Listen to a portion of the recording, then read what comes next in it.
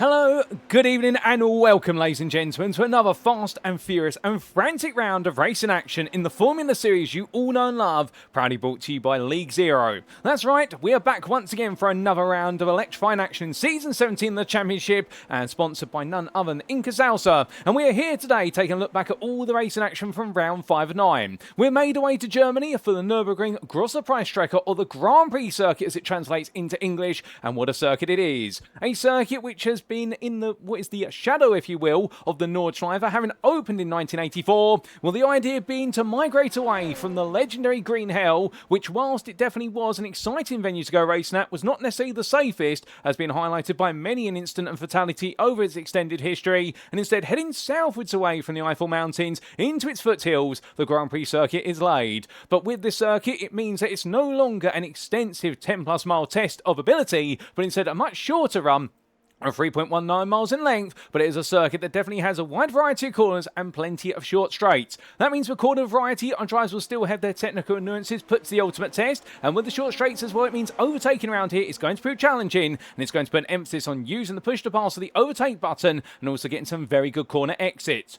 But where are my manners? Allow me to welcome you all to this broadcast as we take a look back of all the racing action, which occurred as of Thursday, the 5th of February 2026. We're bringing it to you as if it were live today in this post-round broadcast on Friday the 6th of February. Therefore, we do not know what happens over the course of the practice session, which is currently ongoing, nor the qualifying session that's upcoming, or our two races. And in terms of our schedule for this broadcast, times in Eastern Standard Time, that's EST, alternative Universal Coordinate Time, UTC -5, well, as we can see in approximately what will be about 13 minutes time, we'll be making our way to our qualifying session, 15 minutes in duration, of course. All drivers out there looking to go for gold, after which we'll then be making our way straight to the grid for the first of our two races. It'll be the 8-lap sprint, due to get underway at approximately 9:30 this evening, and then after that we'll take a brief breather before returning to the grid at approximately 9:45 for the 24-lap feature race. 3 times the length, 3 times the action over the duration, no doubt about it, and that all-important strategic element of the pit stop also thrown into the mix, and we look forward to seeing which of our drivers are going to come out on top today.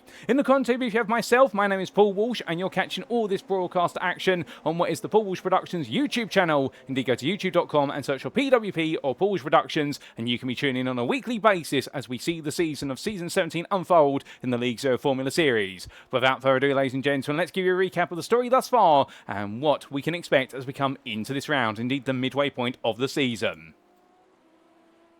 And as we can see, last time out, we were in the US of A for our second of 3 visits to the US of A, and we were in the state of Georgia for the Michelin Raceway at Road Atlanta. Round number 4, well, there was only one name that stood out at the very top, and it was Finley Fitzsimmons. Back-to-back victories, however, it was not a straightforward day for Finley. In qualifying, it definitely was. In the end, he absolutely locked down that pole position in incredible fashion by taking pole position by almost 4 tenths over Elliott Rolls.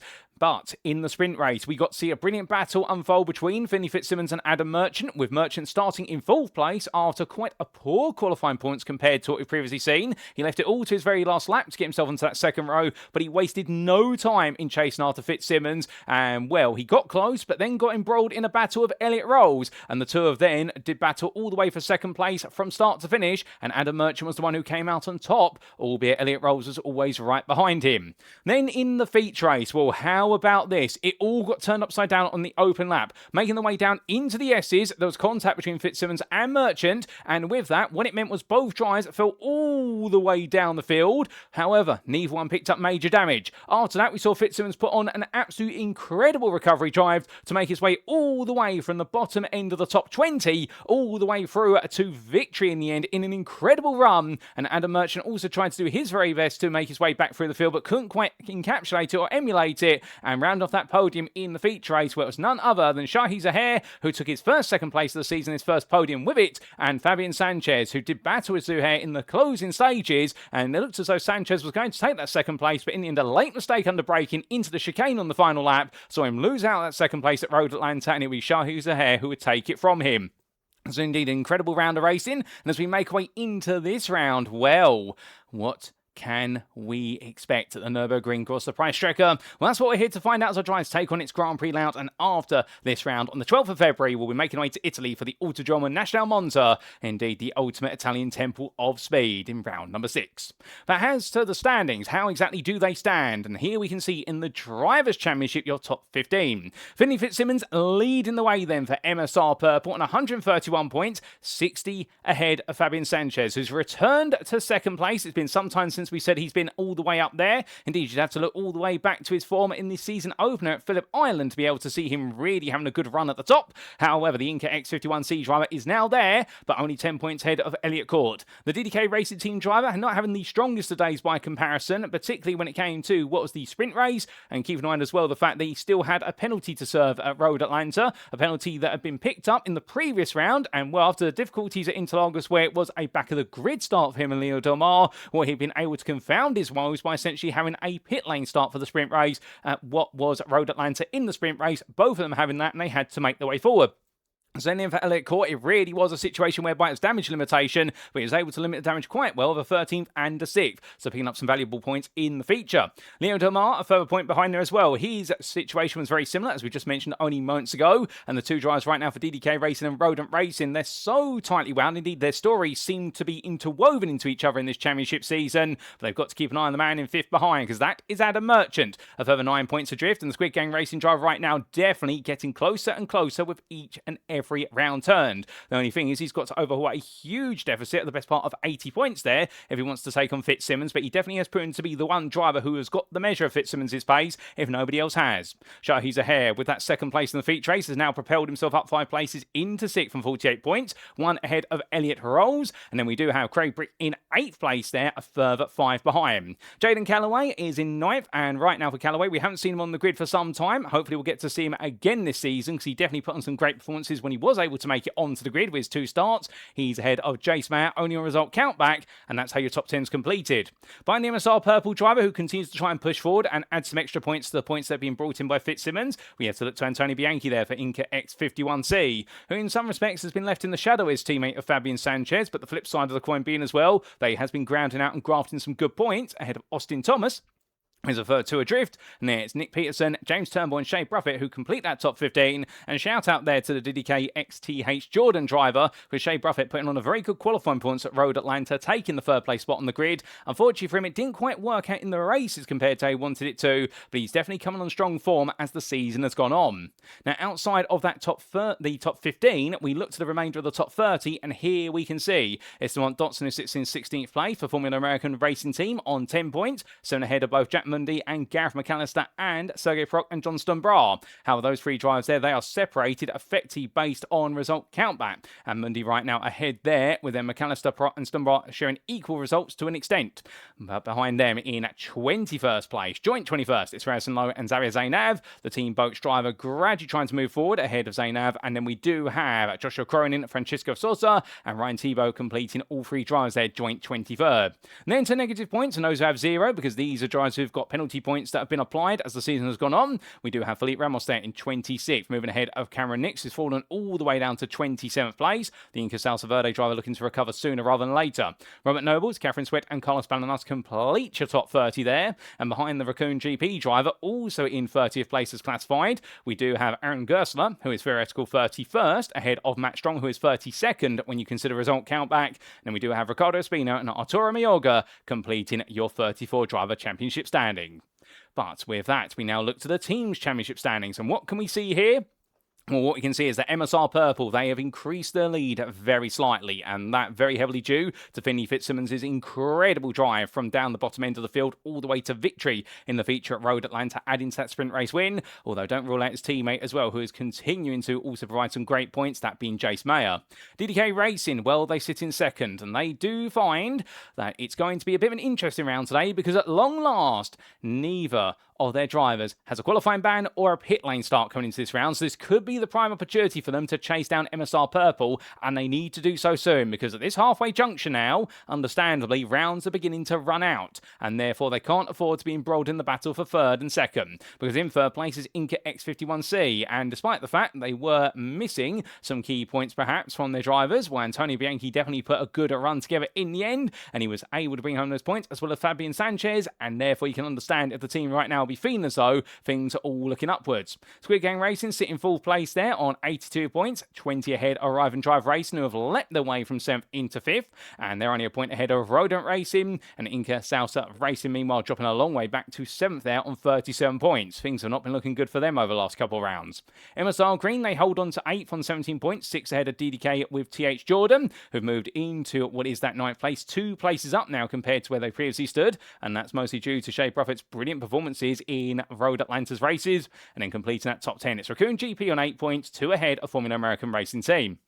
And Team Boat sitting 12th place there on a single point. And on negative points, it's INCA Salsa Verde, INCA Queso, and INCA Chips who round off the 15-team Teams Championship standings.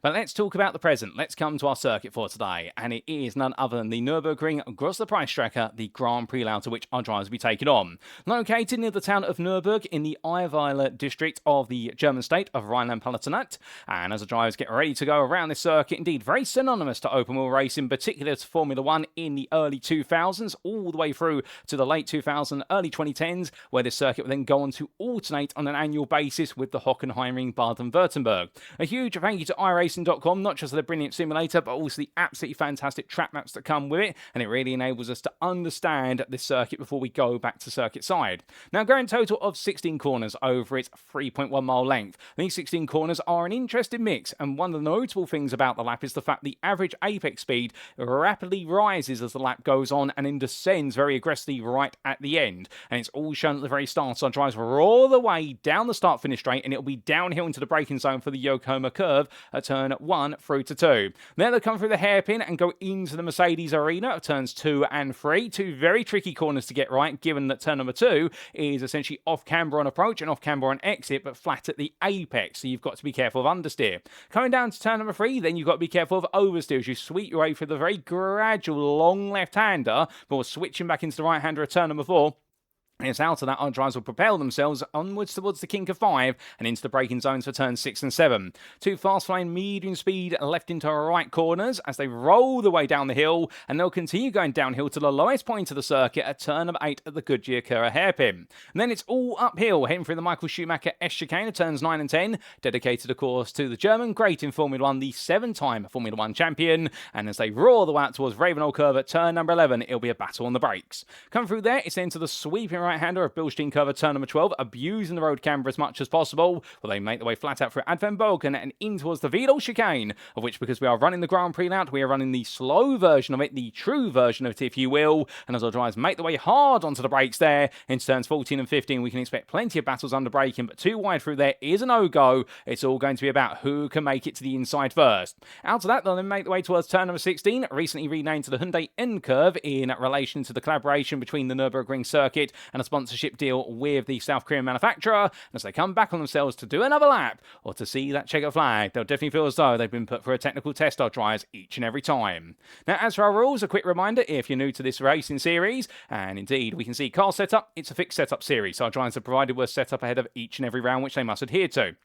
Car fuel loads have been restricted to 40%, and in terms of qualifying, the session shall be open, which means all the drivers will be out on circuit for the 15 minutes. However, there is no overtime in the qualifying session. So what that means is when the clock goes to 0, we are done and dusted with qualifying. If a driver is on a lap, they are not allowed to finish it. They must get the job done within the opening 15 minutes. As for our races, well, they shall commence fighting standing start as it's a tradition of the League Zero Formula Series, and a drive-through penalty shall be awarded at 17 or more instant points. How we set the grid for the feature race, it will be set based on the finishing positions of the sprint, albeit the top 6 will be inverted. So the winner of the sprint race will start all the way back in 6th place for the feature, and we continue that inversion until we get to your 6th place finisher who starts on pole for the feature race, and those who finish 10th and downwards, you guessed it right, that's exactly where they'll be starting for the feature. Now, there are no mandatory pit stop requirements in the races, but we do normally expect a fuel and a tyre change stop in our feature race, and that's the rules. But without further ado, let's make our way back to circuit side, and as we do, well, we've not got long left here in this practice stroke warm-up session before all our drivers get themselves ready to go. as they roll away on around. And well, we do have a new driver on the grid today. That's why his door number is highlighted in red at the moment. And that is going to be none other than the newcomer of what is there, Nicholas Isidro, who's currently parked up in the pit lane, I do believe. There he is. And we look forward to seeing what he's going to be able to do today because, of course, a very quick driver in his own right. And we're very excited to see what he can do, given the fact that he is currently the 16th fastest of everybody. And well, some would suspect that perhaps that might be a sign of what's to come, as he's going to be in close company of Renison Lowe and also Arturo Mayorga. But he's your newcomer for today, and we wish him all the best luck on his debut, and we can't wait to see what he's going to be able to do. But without further ado, ladies and gentlemen, as we do look to Elliott Rolls, roaring his way around, indeed for plenty of drivers, well, it's time to get to business. It's time for qualifying. Who's going to put it on pole? Let's find out.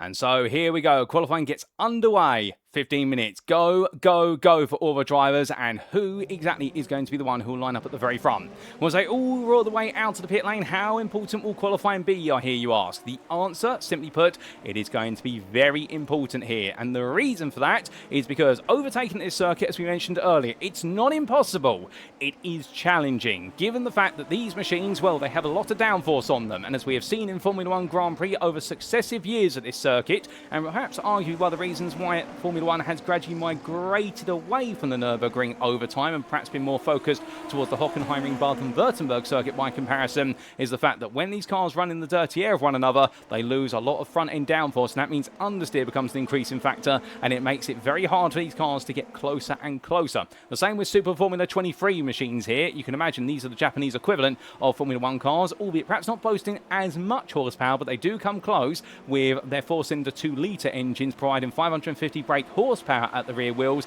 and that's before you consider the push to pass button, which adds another 50 brake horsepower at least, which they're not allowed to use the overtake button or push to pass, depending on your preference and nomenclature. They're not allowed to use it for the purposes of qualifying, but you'll definitely see it deployed for up to 200 seconds in each of our races. So therefore, track position is going to be absolutely pivotal for everyone involved.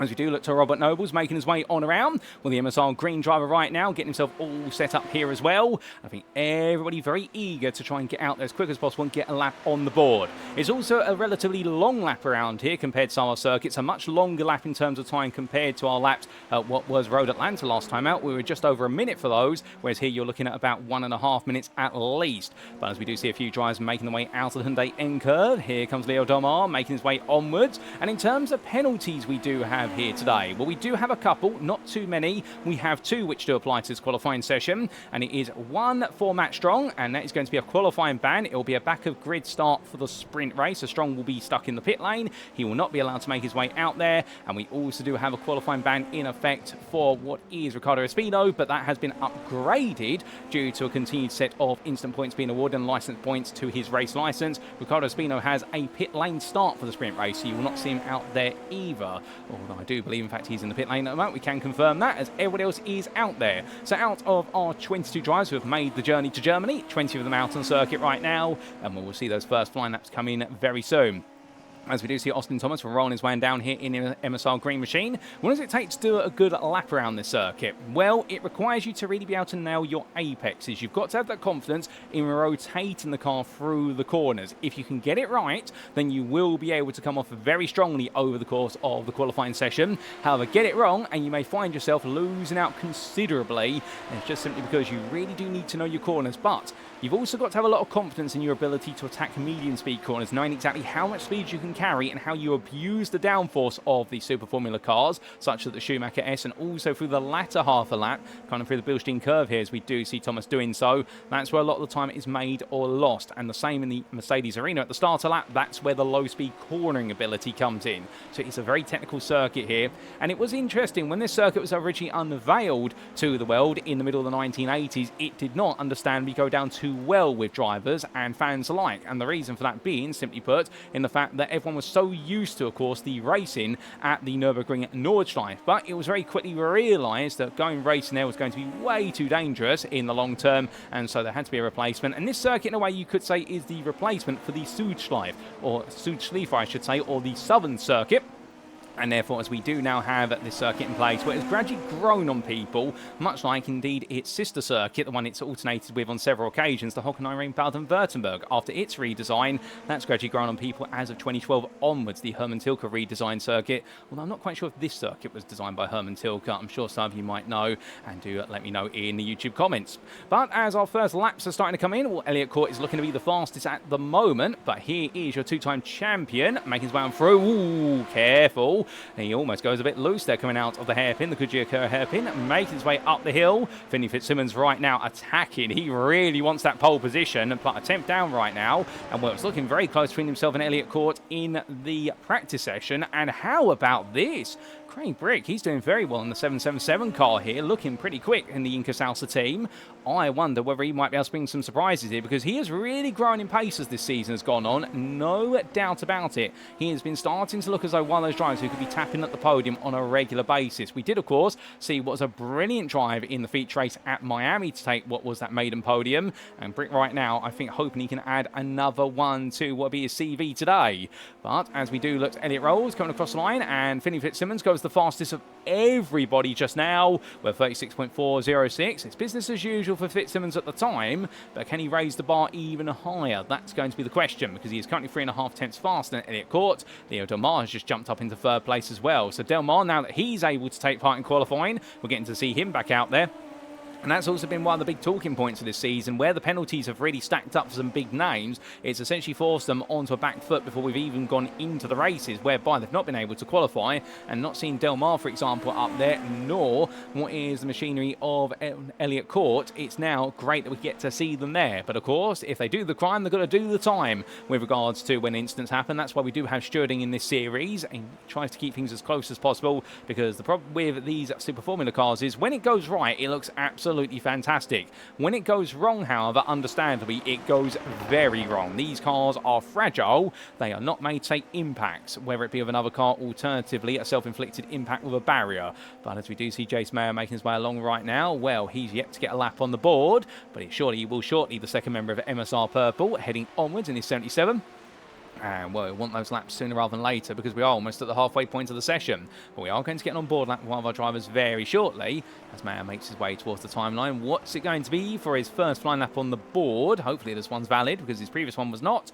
And the answer is going to be, as he tries to add himself to the list of 20 drivers who will get a lap, he goes 9th there, splitting the field in half with 37.685, just ahead of none other than James Turnbull. So good lap there from Mayer, as meanwhile Fitzsimmons and Court are swapping times. Now, Court improved to take pole position, and then Sonny Fitzsimmons says, no you don't, and he goes another 3.5 tenths faster. So Finley Fitzsimmons right now, I can tell you one thing, he's going to be frustrating everybody when he does that. I think Elliott Court would have been thinking to himself, I've done a great job, and then literally looks from what is his driver's display, back to the circuit, and back down to it, and then noticed that his name has been demoted behind the number 16 again. But Adam Merchant now pierces the sky and makes his way to the very top of the time tower. The 35.937 there he's delivered. It's only half a tenth faster than Fitzsimmons, but this is definitely one of the big narratives that we have seen, where Merchant's able to dial in qualifying early. His Sonny really is able to stay within a tenth of Fitzsimmons over the qualifying lap. So could we see Adam Merchant, particularly right now, strike strong here? We'll find out gradually,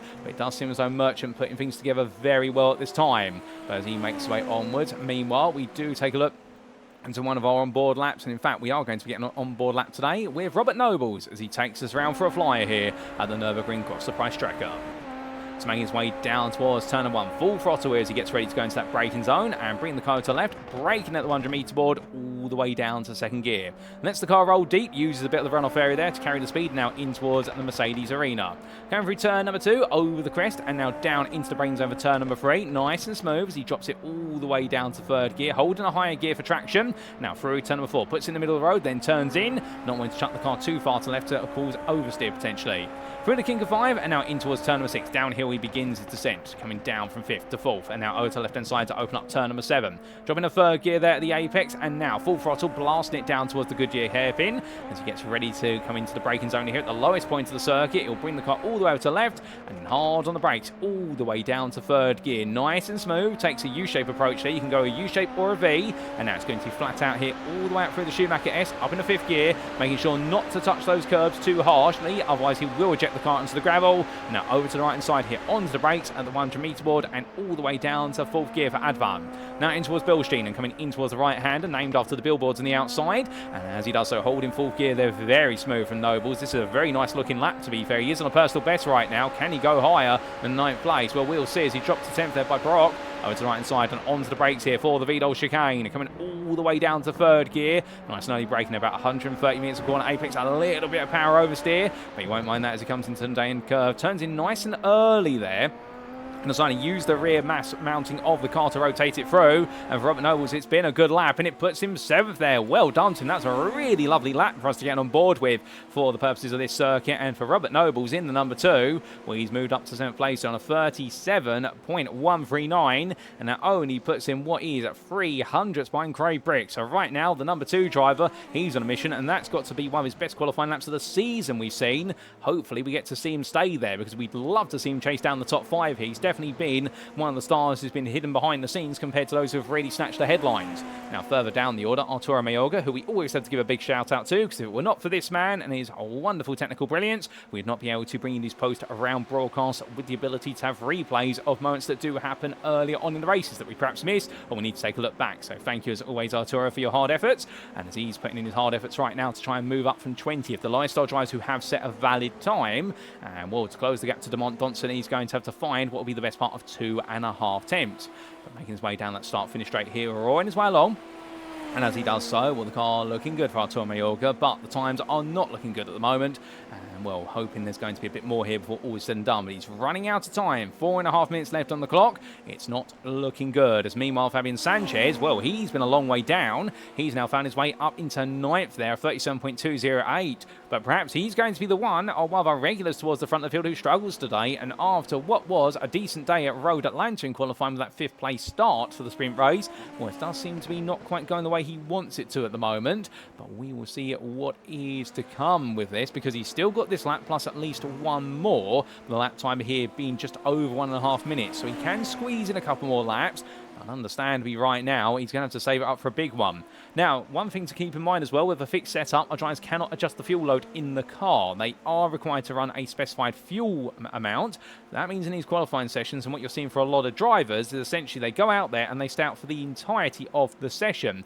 Now, that means that at some point, you'll burn the fuel out of the car. You will have a lighter car towards the end of qualifying. The opposite is true, however. The tyres, they will go through their initial peak phase, and then they will start to wear down. So you will see some drivers make their way into the pit lane midway through the sessions, on a fresh pair of tyres and go all in. But that, of course, costs you quite a bit of time, to the best part of about 30 seconds or so here at the Nürburgring. So it really is a bit of give to take, and that's where you see some drivers that put a very good lap together early on, and then they'll cool down, and then suddenly they'll come to life right at the end of the session, because they allow the tyres to go through the natural heating cycle in order to be able to extract the best time. And speaking of the best time, Adam Merchant right now, 35.254. By good lord, the man does not know when to slow down, but to be fair, you can't blame him for that, because if he did slow down, Finley Fitzsimmons, I think, would be stealing that back very quickly. That's a very impressive lap. 4.5 cents faster than Fitzsimmons, but Fitzsimmons right now is on a personal best of his own. He's gone what is green for himself in sectors 1 and 2. He now makes his way back on himself here. Can Fitzsimmons find a bit of magic towards the very end of this session? He's got this lap, and I don't think he's going to have any more unless he can squeeze it in.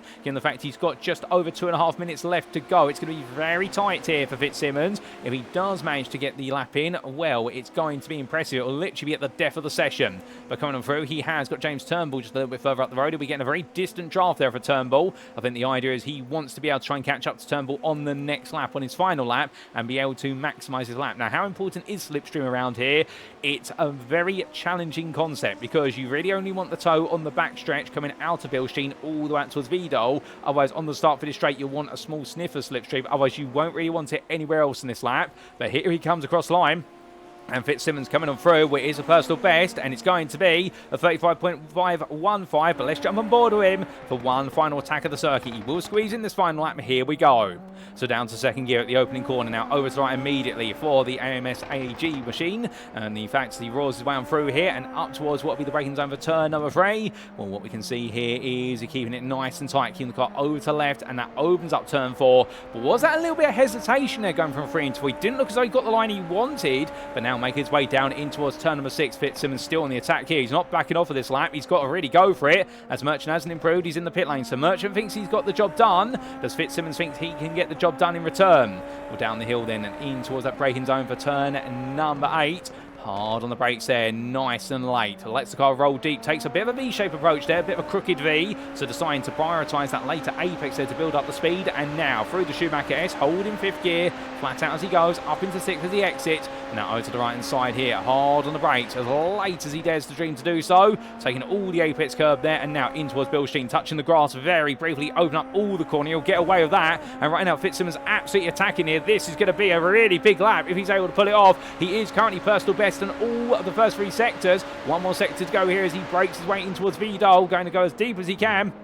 And well able to nail those apexes there. Now Fitzsimmons has got one more corner, the Hyundai N curve. Will it be the one that seals the deal, or will he fall just short? Here he comes, ladies and gentlemen. It's Fitzsimmons to the line as he fights with Power Oversteer coming out the final corner. And for Fitzsimmons, it's not enough. It's only enough for second. It's a 35.356. Fitzsimmons does not get the job done. He will be starting second on that front row unless anybody else improves. Elliot Rose goes to 4th, Jace Mayer to 6th. And with that, ladies and gentlemen, that is going to be qualifying complete. Nobody else is going to improve, and well, what a session it's been. And in the end, a 10th separates Adam Merchant and Finley Fitzsimmons, but it is Merchant who takes pole position here at the Nürburgring. It's time for race number 1. And as the sun comes out in perfect time, let's see how they all line up. Adam Merchant then for Squid Game Racing takes pole position here, the American driver, on a 35.254 in an absolutely razor-tight qualifying session between himself and Finley Fitzsimmons. The MSR Purple driving in, having to settle for second. That's not something we normally say. And well, the Briton in the end being beaten to post by a single 10th. Then it was by an MSR Purple Machine, Elliot Court for DDK Racing. It really is great to see him back up there now that he's cleared all those qualifying and pit lane start penalties. And well, what we can see is he starts third there, but he is a whole 4 tenths behind the front row. But in turn, he is only 4 thousandths faster than Elliot Rose, his teammate. Then we do see on row number 3, Leo Domar for Rodent Racing. It's good to see him back on the grid once again, actually able to qualify. And the Frenchman there then seeing what is the best part of none other than 6 tenths between himself and row number 2, and he really leads the rest of the field in terms of his qualifying order, because the Rodent Racing drive is followed up by Jace Mayer for MSR Purple, and it is going to be Antonio Bianchi for INCA X51C as a better qualifying session today, starting 7th, ahead of Austin Thomas, who begins this one in 8th for MSR Green. In 9th, it's going to be Sergey Proc ahead of Craig Brick for INCA Salsa Racing, and that's going to be your top 10, with Brick just holding on to a top 10 spot in the end. It was looking very strong in the early stage of the qualifying, but then I think he might have peaked quite early. But still, he'll be happy to be 10th, just ahead of Robert Noble. So that smooth lap we got the on board with. The MSR Green driving the end best the rest in 11th, and only a 10th quicker than Fabian Sanchez for Skid Gang Racing, who's definitely had a bit of an intriguing qualifying session. Things have not clicked the way he wanted them to. And James Turnbull starts in at 13th place for Raccoon GP, just ahead of newcomer to the grid today, and a good effort there from Nicholas Isidro, who starts in 14th place there. Behind the American, it'll then be Xavier Zainab for Rodent Racing, ahead of Renison Lowe for Team Boats, and then we'll have what will be none other than Feet Ramos starting in 17th place there for Inca Queso, ahead of Inca Chips' Gareth McAllister. Then on what will be the penultimate row of the grid, we will have Demont Dotson starting 19th for Formula American Racing, while Tormiyoga, the last driver to set a valid qualifying lap, he starts 20th for Inca Chips, and then serving what will be their penalties from qualifying, it's going to be 21st there for Matt Strong, but do keep in mind that for Strong it is going to be purely a back of the grid start, whereas for Ricardo Espino, 22nd there, it is going to be a start from the pit lane. Well, that's how they all line up, ladies and gentlemen, and without further ado, let's see those lights. So revs rise, they roar away, and without further ado, for the first time today, it's going to be lights out, away we go. Here's Adam Merchant, looks to get a good start. But as they roll the way down, look at Finley Fitzsimmons immediately on the attack here for the opening of 8 laps. And into that braking zone they go. It's going to be too wide at the apex. And in the end, they give each other the space. But Finley Fitzsimmons does get ahead, has to get his elbows out a little bit, but does make the progress. And meanwhile, the rest of the field now follows on suit. But Elliot Rose now fighting with Jace Man, Elliot Court. Court there looking to try and make some progress. But Mayer's the one who's really made a good start there. He's already up 2 places. And when the end, Mayer gets free. So Jace Man's had a lightning start from 6th from the grid, and Sonny's up in a 3rd. What a start from him. We're going to have to get a replay of that, because he's had a sensational start compared to everybody else. And as they all make the way through turn 6 and 7, Mayer leads the rest of the field, as the top 2 have already gone to 1.5 seconds away. Further back, Leo Dormand, under pressure here from Fabian Sanchez.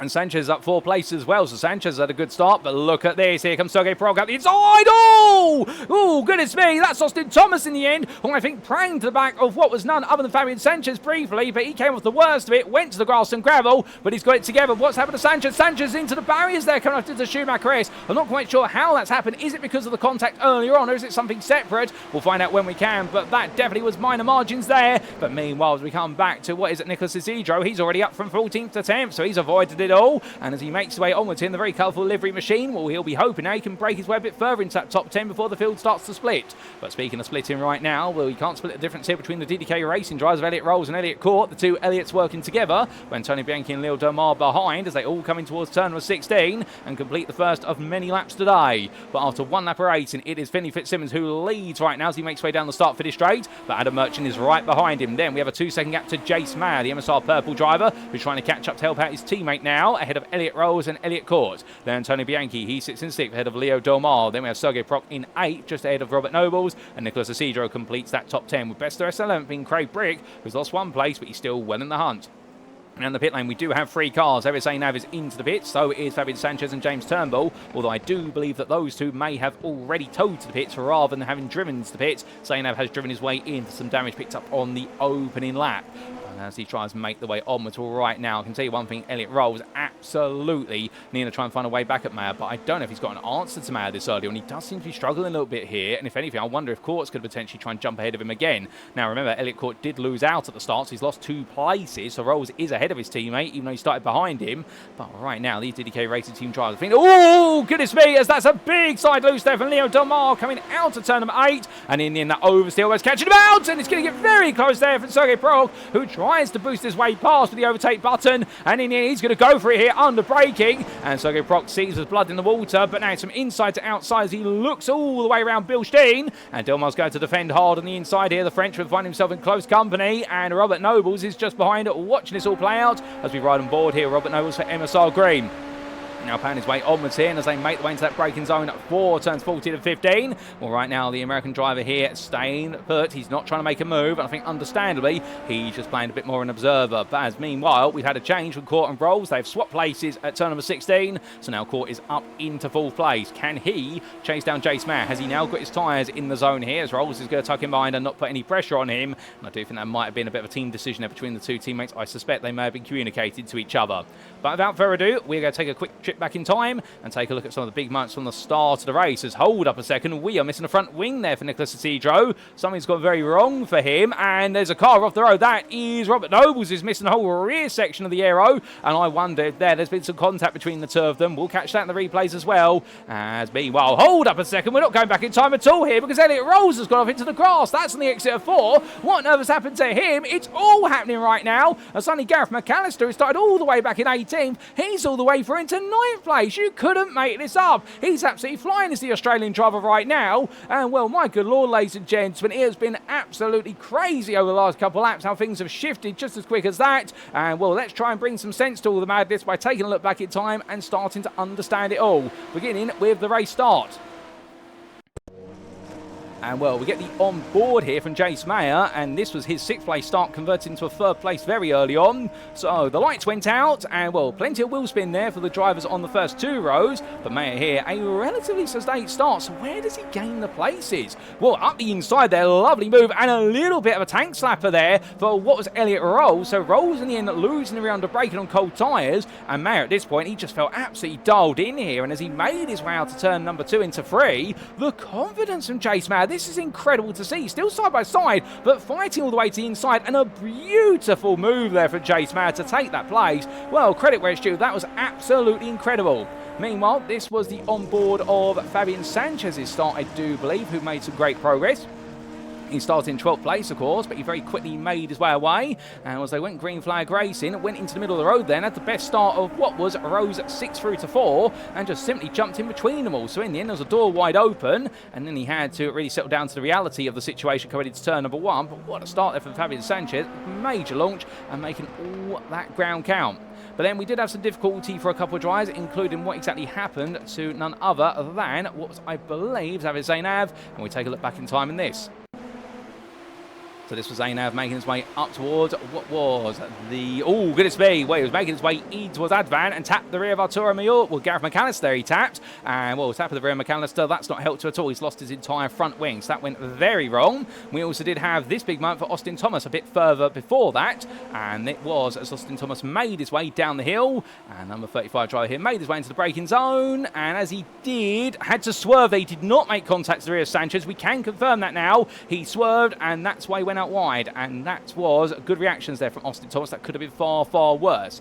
But then we did have this for Renison Lowe. It all went a bit wrong for Lowe as he made his way up the hill in towards Vidal. The team boat driver made his way through on the open lap. Took plenty of curb, and the curb came back and bit the rear of the car and sent it on round, and that sent him spinning. And DeMont Dodson went round as well there, and well, they all managed to make evasive action of each other. Well done to them all. And then we did have this for Arturo Mayorga on lap number 2. This was Mayorga making his way through turn number 1 in towards 2, and the INCA Chips driver in the end made his way through a left-hander, and it went around. And as quick as that, it all went very backwards, as we had this for Robert Nobles on lap number 3. And ooh, this was a concertina behind the car there of Leo Domar, and in the end, Nicholas Isidro just simply came straight into the back of him and took the rear wing off of Nobles' car, and it all went wrong and around for both of them. And then we had this only months later for Elliot Rolls. What exactly happened to the DDK Racing number 2 driver? Went out wide there at turn number 4, and the rear of the car just said no, around we go instead. Well, that explains it. It's back to your live racing we go, ladies and gentlemen. And so, as we do, still plenty more to come, no doubt about it. But what's to unfold then? We are on lap number 5 of 8, and we've got a couple more laps remaining. Now, Finley Fitzsimmons has found his way to break away from Adam Merchant. Of course, he took the lead on the opening lap. He found his way through, and Merchant has not been able to catch back up to him since. So I think Fitzsimmons right now is trying to run away at a canter and hoping he's just going to be able to hold on. All the big battles have calmed down. We do have Sergei Proc into the pit lane. We did not quite get a replay of what exactly happened to him, but we do know there was some damage to the car. I think it has happened on lap number 4 for Proc, unfortunately. So therefore, things have just slightly gone away for him, and unfortunately, we haven't been able to quite catch it on the replay cameras. But on to lap number 6. And Finley Fitzsimmons right now running away, and we're hoping that he's going to be able to make this stay very much in his wheelhouse. But looking a bit further down the order, we do look to Ricardo Espino and Xavier Zainav. And, well, these two fighting over the last scraps for the top 15, albeit I don't think any points available for these two, but they're still enjoying themselves out there. And can we really blame them? The answer is no, as they make the one around. Indeed, there's always battles to be seen up and down and around the field, and Espino going defensive there. Remember that Ricardo Espino started from the pit lane, so the fact he's ahead of Zainav, he'll be happy with that, albeit Zainav did have to make a trip to the pit lane, so therefore it has all balanced out between these two. There's a lot of dust and dirt they're being picked up on the tyres of Espino on that inside line into turn number 16. 2 wide they come through the hairpin, and what's going to be a drag race down the start finish straight here. Neither driver opting to use the overtake button. I mean, wants to do things of their own volition, and Zainav will pull ahead, but Espino now back in the draft. He's going to come back at him here into the braking zone. No, he's not. In the end, he can't beat him on the brakes as they make the way in towards the Mercedes arena. But from them, we come back to your leader then, and there's the gap between Fitzsimmons and Merchant, as Merchant right now on an absolute flyer of a lap. He has gone purple in sectors 1 and 2. He is trying to match Fitzsimmons, who just set a previous best lap, and as they make the round around, well, Merchant right now absolutely attacking. This is all about the response from him. He wants to get the place back if he can before all is said and done. Remember, it's the top 6 inverted grid at the end of this one going into the feature race, so therefore, these two, they're going to be starting on row number 3, but what order they start in is the question. And meanwhile, Leo Del Mar, the 6th place runner at the moment, would be your pole sitter for what is race number 2 here. Merchant in a 35.273, a whole second quicker than Fitzsimmons. He is closing quick. Here's Merchant, so he's building up here for what could be a very interesting final 2 laps. Further back, Elliot Rolls. Well, after his spin, he's rejoined. He's got himself to the bottom end of the top 10. He wants to get a bit closer, as we can see there. Felipe Ramos also using the push to pass to try and stay clear of the DDK Racing Team driver.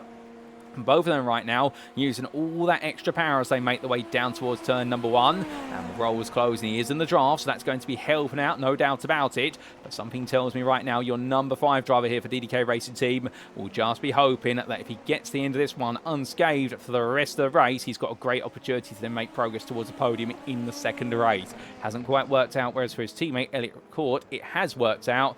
But still, it's got to give and take here in the racing, and it's always on fine limits between them all. But do keep in mind, of course, the 2 DDK Racing Team drivers, they were your number 1 and number 2 drivers of the season in season 16 after 11 rounds of racing. McCourt, the champion, and Rolls, meanwhile, that runner-up ahead of Noddy Emmel, who completed the top 3. But coming back to Demont Dotson, as we see him on the back of Renison Low, enjoying a little bit of an exchange here as they come down towards turn number 8. And more Low, of course, having that difficult start to the race. Same for Dotson. Both drivers have not had a race without incident, but they seem to be back together now and on a move. As meanwhile, speaking of two drivers are back together, we look back from the rear of your race leader. Here's MSR Purple's Finley Fitzsimmons, and he is under pressure here as they make the way in towards turn 16 and getting ready for that final lap. And now Adam Merchant on full attack. They'll both have plenty of overtake button left to use, given the shortness of this race and the fact they get 200 seconds of it. But here's the white flag. And now 3/10 of the gap between the two as they make their way down towards turn number 1. And will both drivers get... Oh, as Merchant comes in from very far back. He's literally sent that from a completely different continent, let alone a postcode. And Merchant takes the lead there. Fitzsimmons saw it coming, and well, Merchant was not going to pull any punches there. But now does Fitzsimmons return the favour in kind? We will see as they make the way on through. But that was an incredibly long distance lunge there. And indeed, I think he definitely meant that one to be sent by carrier pigeon, let alone by post. But as they make the way in towards turn 5, I think right now for Adam Merchant, if he can make the breakaway, this might be one of the moments of the season for him. However, he's still got to try and make the break, and he's got some mental pressure behind, well, in front of him. In fact, he does have, well, in fact, he won't have that pressure anymore because that's Robert Noble stepping aside. I was going to say he was coming up behind a back marker, or a lap down car, we should say. Back marker sometimes seen as a bit of an insult on the racing grid, depending on who you speak to. But right now, Adam Merchant definitely pushing onwards as best he can. Drama off the cameras, by the way. Elliot Rolls had a further incident that's dropped him down to 14th place. So we're not going to quite catch that, but just keep you updated on the fact he has dropped out of what is the top 10. In fact, he's fallen down to 15th, even 16th. I think there's been a tow to the pits for Elliot Rolls. And if so, well, we'll hope to see him back on the grid for race number 2. But this might be a bit of a heartbreak day for the DDK Racing Team driver. But Merchant right now continuing to make sure Fitzsimmons cannot get close. Now, gap is now 7.5 tenths as they make the way into Vido.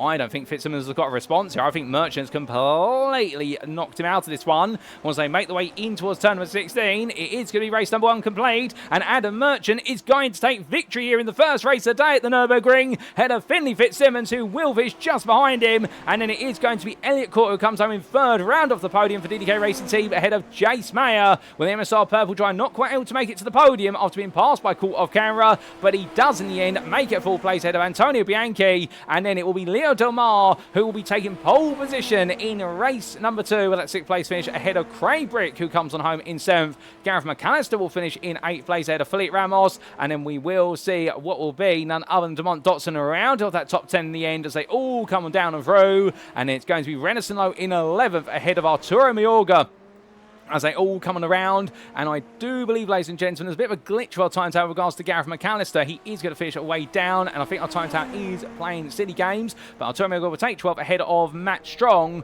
and then we will shortly see none other than Xavier Zainav come on through to complete his race. He will be in 14th place, and Ricardo Espino will be the last finisher there, and he'll be coming home in 15th. I do believe that with regards to McAllister and company, they may have already made the way into the pit lane, and that's why we are seeing them being shaken up and down the time tower there. But we'll get you an update on those race results once we do see the transition into the warm-up session. But what a race, and no doubt about it, it was a day in this one where at least Adam Merchant able to bring home a huge result. And well, let's make our way to the warm-up session and walk you through those race results subject to any stewards' inquiries, and here they are.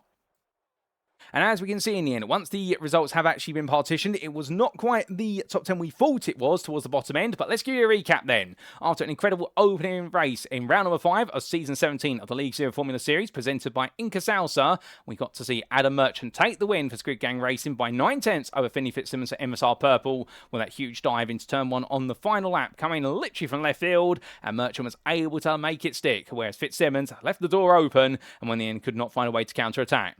DDK Racing's Elliot Court making his way onto the podium there in 3rd place. Now, he didn't have the pace to maintain the closing distance to the top 2, but he'll still be happy that 3rd place and a comfortable one ahead of Jace Mayer, the MSR Purple driver in the end, taking 4th place. And we're not quite on the podium, but definitely a great result, one of his best of the season so far. Antonio Bianchi completed the top 5 there for INCA X51C, and Leo Domar completed that top 6 for Rodent Racing. An absolutely brilliant effort there. Ahead of Craig Brick, who was 7th, the INCA Salsa racing driver, making steady progress. And well, in making such progress, he has brought himself home some good points. Then we did see Gareth McAllister. We can confirm he finished in 8th place for INCA Chips, ahead of Felipe Ramos, who was 9th there for INCA Queso. So the two INCA sister team drivers, both putting in a very solid stint, with Demont Dotson taking home the final top 10 spot there for Formula American Racing Team. His best result of the season. We look forward to seeing whether he can add to that in race number 2. And it was Renison Lowe who was the best of the rest in 11th place there for Team Boat, ahead of Arturo Mayorga, who was 7 seconds down in 12th. Behind INCA Chips drivers, INCA Salsa Racing's Matt Strong, and then we did have Xavier Saint-Ever in 14th place for Rodent Racing, ahead of Ricardo Espino, who completed your lead lap finishers in 15th for INCA Queso, albeit minus a significant amount of error on the back end of the car. Not quite sure how he lost that. Elliot Rolls was 16th for DDK Racing, a lap down with a late incident cost him some major points. And then we did also have a lap down finish for Robert Nobles there for MSR Green. And then we had earlier retirements for Nicholas Isidro, Sergey Proc, Austin Thomas, and also we did see retirements for the two drivers of James Turnbull and Fabian Sanchez.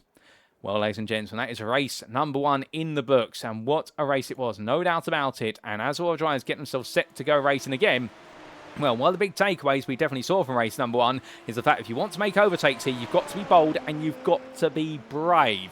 And well, speaking of bold and brave, this man, Jace Mayer, what an overtake to move him into 3rd place on the open lap, coming through turns 3 and 4, going around the outside to inside of the DDK Racing Team drivers, and when in, he may have lost out to them, but he showed us what he's got. And I can imagine if he makes another start like that, given he'll be starting 3rd in this race, could he potentially be on the podium? Could he even potentially have a chance of taking the win? Now, we do have an extra 16 laps bolted onto the feature race compared to the sprint, so it is 3 times the distance, and understandably that means that the fast drivers do have an opportunity to really open up the race. However, Mayer, he's definitely shown here that he is not always going to be second fiddle to his teammate of Fitzsimmons, and he is going to put on some absolutely spotlight moments such as that, and well, great to see it from him in the 77 car. However, we also will be expecting this man now. He's going to pull a bit of a magical race off, because the number 5 driver Elliot Rolls a nightmare end to what is his sprint race, particularly with that late instant putting him out of the race and towards the bottom end of the top 15.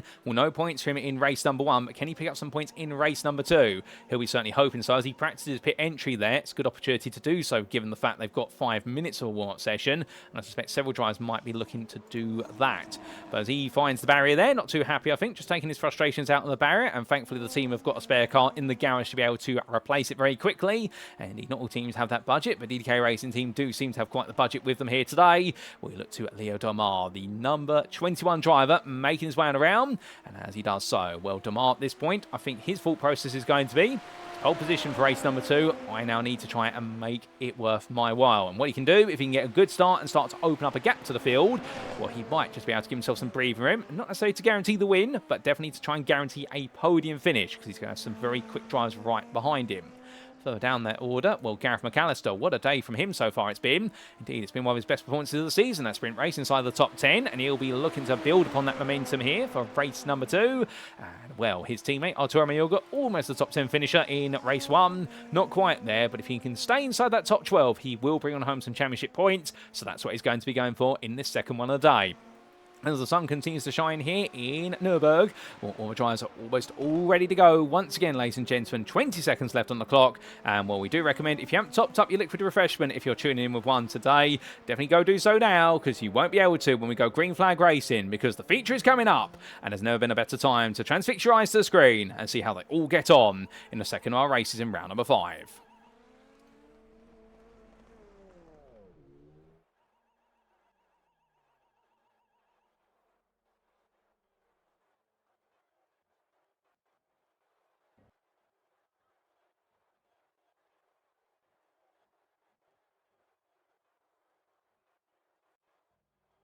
And so, without further ado, ladies and gentlemen, here we go once again, and this is how they all line up for the 24-lap feature race. Race number 2 of round 5 of season 17 of the League Zero Formula Series, presented by INCA Salsa. Leo Del Mar takes the top 6 in inverted pole position there for Rodent Racing, and he will be joined on that front row of the Frenchman by the Canadian of Antonio Bianchi. The INCA X51C driver then be followed up by Jace Mayer, who starts 3rd for MSR Purple, and Elliot Court, who starts in 4th there for DDK Racing, and Finley Fitzsimmons for MSR Purple, and Squid Gang Racing's Adam Merchant complete that inversion, and with it your top 6. 6. On the full throw of the grid, in 7th, it's Prix for INCA Salsa Racing, just missing out on pole position for this second race of the day, but he'll be looking to go for gold from 7th, ahead of INCA Chips' Gareth McAllister. It's been some time since we've been able to say he's been inside the top 10, but we're very much looking forward to seeing what he can do from there. And then we will have Felipe Ramos starting 9th for INCA Queso, ahead of Formula American Racing's DeMont Dotson, and Dotson, of course, having that brilliant race number 1 to be inside the top 10, his best result of the season. Now, can he secure some extra points? We're about to find out. Starting in 11th, it's going to be Renison Lowe for Team Boat, ahead of Arturo Mayorga for INCA Chips. Both of them also having reasonable performances, perhaps less so for Lowe, but definitely for Mayorga. And then we do have Matt Strong starting 13th for INCA Salsa Racing, staying out of trouble as best as possible in race number 1, and just ahead of Xavier Zainab there for Rodent Racing. Then we do have Ricardo Espino, 15th for the end, surviving race 1 for INCA Queso, but the Mexican driver will be hoping that this one's going to see the car in more than one piece. And then we do have Elliot Roll starting in 16th place there for DDK Racing, the Scotsman, head of the American pair of Robert Nobles for MSR Green and the privateer of Nicolas Isidro. Had a difficult race 1, but we'll be hoping race number 2 may be a bit more successful. Sergey Proc starts 19th. Watch out for him because he's going to be very quick from what will be the 10th row of the grid, ahead of Austin Thomas. And then on the final row of the grid behind the MSR Green driver, it is going to be James Turnbull for Raccoon GP and Fabian Sanchez for Squid Gang Racing. Well, that's how they all line up, ladies and gentlemen. Here we go once again. The grid rises its revs, the lights are on, and without further ado, for the second time today, it is going to be lights down, away we go. It's a creeping start there from Neil Dumal. That may be a jump start penalty as they make their way away. And, well, that's definitely blunted his progress. They cover down. And where it's going to be Antonio Bianchi there. And it caught. And Adam Merchant dives up the inside. But Bianchi's going to hold the lead as Court goes very deep. They all run deep. And Adam Merchant's already up in a second. Merchant right now is wasting no time here. He's got a bus to catch. And as they make their way down towards turn number 3, he's going to go up the inside of Bianchi. And just like that, Adam Merchant goes from 6th to lead as quick as 3 quarters. My good Lord, that must be a record. But as they all make their way through the S's sequence right now, Orva tries safely through the opening few quarters. Lovely to see. And they're on the way out. There's a car round, and that's Mayorga and Nobles. They've got caught together. They've both gone around. We'll get a replay of that when we can. More fighting to come, however, as Plenty tries to make the way down the hill. DeMont Dotson side by side with Craig Brick here. These two continue to fight each other. Dotson already up 1 place. He's trying to make 2. Brick, meanwhile, he has lost some places. They cover down into that braking zone, but around the outside it's going to be Elliot Rolls. And Rolls here, well, he started all the way back in none other than 16th place. He's already up into 9th here. There's a DDK Racing Team driver. I can tell you one thing, whatever happened at the end of race number 1, it has not dampened his enthusiasm whatsoever. If anything, it's only motivated him even more. But Antonio Bianchi right now under pressure here from Elliot Court, goes round the outside into the inside of Wes Bilstein. And it's going to be a lovely move at Advan. It's contact there between Fitzsimmons and Bianchi. It sends Bianchi out onto the gravel. A little bit of netcode involved in that, plus latency as well. But Bianchi will be fuming at that one as Fitzsimmons has cleared him. But it's going to be a difficult one for the stewards to unpick afterwards. It gets very close. And Jace Mayer looks at the inside. Leo Delmar. Fitzsimmons in trying to box. Was Delmar backwards there, so Mayer could go up the inside. And it's helped out. They're going to be too wide here coming into the Hyundai end curve. And it has definitely been a very entertaining opening lap. And Mayer may just complete it with a full place. He does. He comes on through. So after 1 lap of racing, it is Merchant who leads ahead of Elliot Court, followed by Finley Fitzsimmons. That's your top 3. Then we have Jace Mayer right now under pressure of Delmar McAllister, as we're going to be seeing what will be McAllister diving at the inside Delmar, but Delmar goes around the outside here. They're all diving on each other right now, and it's not Olympic swimming, it's Formula Series. But as they make the way in towards turn number 2, I can tell you one thing, Jace Mayer is not wilted under the pressure. McAllister is still fighting with Delmar's here as he comes around the outside. Does he get it stopped in time? He does. It's going to be a very tight run at turn number 4. Delmar's going to have all the road to work with. Oh no! And it goes around for Craig Brick. Bit of contact there, I think, with Elliot Rolls. It sends Brick spinning on around. I think he was already going, and Rolls just helped him on his way. And it's all gone wrong for him. But meanwhile, still more to come as Matt Strong makes his way through. And, well, it's been a difficult start for Strong. He's on the back of the pack of Thomas Lowe, Isidro and Ramos. And here is Felipe Ramos right now, battling with Isidro as they come down the hill in towards turn number 8. It's going to be Isidro defend on the inside on the left of your picture. Ramos, I don't think he's going to have an answer for this one. Instead, it's just going to have to wait as they make the way up the rise. And, well, now they do. Well, Renison Lowe and Austin Thomas here getting very much locked into each other. Although it does seem as though Austin Thomas right now is going to back off a little bit. As meanwhile, further up the road, we have had Fitzsimmons get ahead of Jason Mayer now. So Fitzsimmons is up into 3rd place off camera. And, well, Elliot Rolls at the back of that leading group. But still more fighting to come as Antonio Bianchi going absolutely defensive there as we look back from the rear of the number 17 for INCA X51 51C, and Sergei Prot running onto the back of him like a bad rash, but coming up in towards the Vidal chicane here to complete that second lap soon. Right now, Bianchi just holding his ground and really now causing a bit of a split between what is 8th and 9th. That gap now 2 seconds here, and Bianchi wanting to hold his position as Brock's going to have to find a bit more of an inventive way. Now, a good bit of pit strategy here will help out. If you find yourself caught up behind a driver, you may be able to use the pit stop to undercut or overcut conversely. So that's going to be one thing we need to watch out for here. Drivers may be able to make ground based on the pit stop, as meanwhile Elliott Rolls there makes some ground on the inside of Gareth McAllister, but McAllister back from outside to inside, and that's the wonderful thing about these opening four quarters. It really is a two-wide sequence all the way through if you're going to battle. And in the end, McAllister right now knows exactly his rights to defend, but he's going to use them as he now puts the car in the middle of the road. And Demont Dotson, where has this come from with the Carlisle Tools driver? He's had a phenomenal run this race, up to a great race one result. He's going all in here, but as we see them make the way through it towards turns 6 and 7, McAllister right now is really backing the pair of them in towards Dotson, and Dotson right now could he be on course for a top 5 here today? You never know, to be fair. The Formula American Racing Team driver, we have not seen this season so far, but it seems as though the Nürburgring may be his hunting grounds right now. And as he comes out of the hairpin, well, good on him, I say, because right now Dotson really putting an impressive run and he's on course to get some good points here if he can carry this through all the way to the end. But of course, we're only on lap 3 of 24, so let's not praise him too highly yet, because otherwise the proverbial commentator's curse will strike.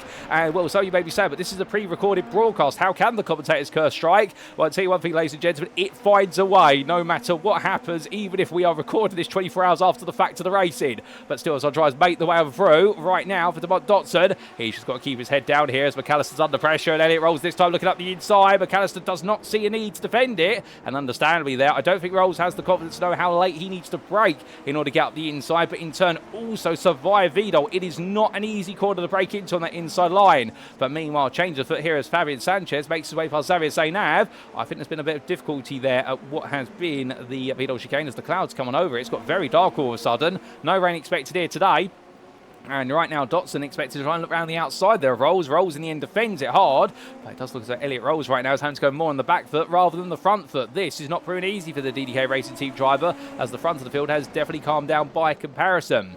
And as things do calm down for a brief moment, Riccardo Espino looking up the inside there low, but in the end takes a huge amount of apex curve, makes a complete ham sandwich out of turn 1, and well, thankfully does not hit the bollard, otherwise that would be damage to the front right suspension. For the driver's perspective, you do not want that whatsoever. That bollard, it does fall off, but it does also come with a bit of a degree of an impact. As Arturo Mallorca on the back here as well, he's trying to get a bit more involved.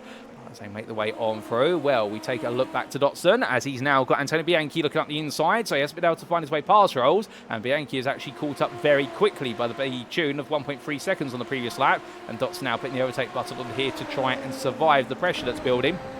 As we ride on board, we are INCA X51C Canadian driver getting ready to break in towards turn at number 11, but as close as he is right now, understandably just playing a little bit patient here, and I think the patience is going to pay off the longer he waits as they power the way up towards what will be the Vidal chicane. Now, keep in mind they do have 200 seconds of the push to pass button. Well, when you do have 24 laps here, and the fact you are going to use on average, if you use the overtake button every lap without any limit on it, you are going to be using it for the best part of at least 20 seconds here on the lap. Understandably, that only gives them 10 laps to be able to use it. So you've got to use it carefully here. Use it at the time that matters most versus when it matters least. And as he makes his way down that start finish straight, Bianchi not turn it on this time. I think the progress will be all down to essentially how much time he can make up behind Dotson, just simply run in that air and get used to running in the dirt here for as long as he can. But from then, we look all the way back to the back of the field. James Turnbull here, last of our runners, chased after Matt Strong. Both of these drivers have not had the happiest of starts their races. Robert Nobles, unfortunately, is into the pit lane, but Carl, it's being worked on for repair work. We are going to get a replay of what happened shortly, as Fabian Sanchez has just made his way past Xavier Zainav. There is Zainav. I think Zainav's been involved in a spin, and Craig Brick has just had to tow to the pit lane. So it's got a roll for Brick, and well, the 777 driver's not having his luck today, as Austin Thomas, the car's in pieces there. That tows the pits. There's a story with that as well. And without further ado, we are going to take a look back in time and take a look back at some of the big moments on the start of this race, including the race start, ladies and gentlemen.